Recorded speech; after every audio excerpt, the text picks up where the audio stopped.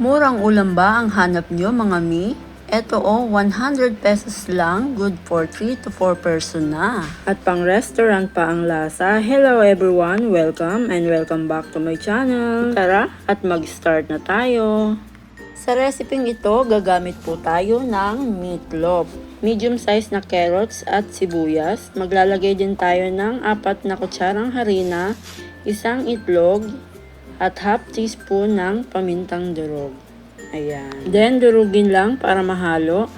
Nga pala mga mi, ang complete list po ng ating mga ingredients with costing ay nasa dulo po ng ating video. Ngayon naman, magbilog na tayo at kayo na po ang bahala kung gaano kalaki ang gusto nyo.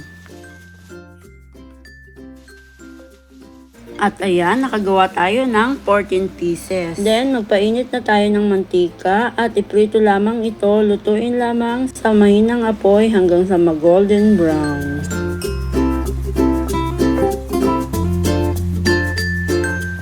Ayan, baliktarin na natin para maluto ang kabilang side.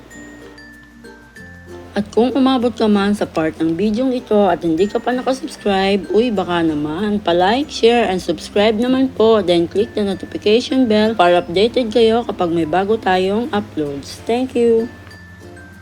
Ayan, okay na ito. Luto na. Ngayon naman, hanguin na natin.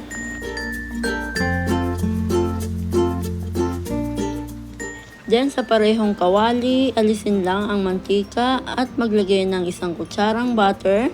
Pero pwede rin ang margarine. At maglalagay tayo ng 2 kutsaritang harina. Ayan. Pagkatapos, lalagyan po natin ito ng konting tubig. Then, maglagay tayo ng chicken cubes pampalasa. Ayan. Tunawin lang.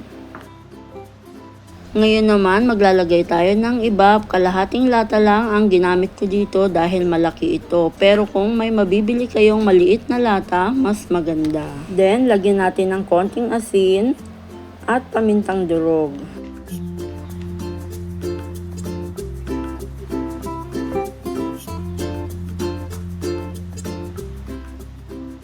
Ngayon naman, ilagay na natin ang ating mga meatballs.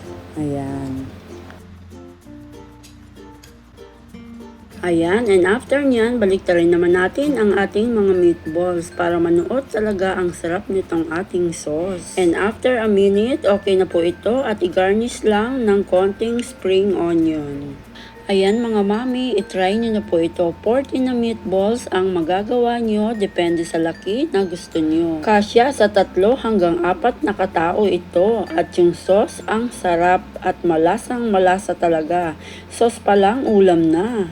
At ayan, tikiman time. Tara guys, kain po tayo. And thank you for watching guys. Sana ay nagustuhan at masubukan nyo ang recipe ito. God bless po. Bye-bye!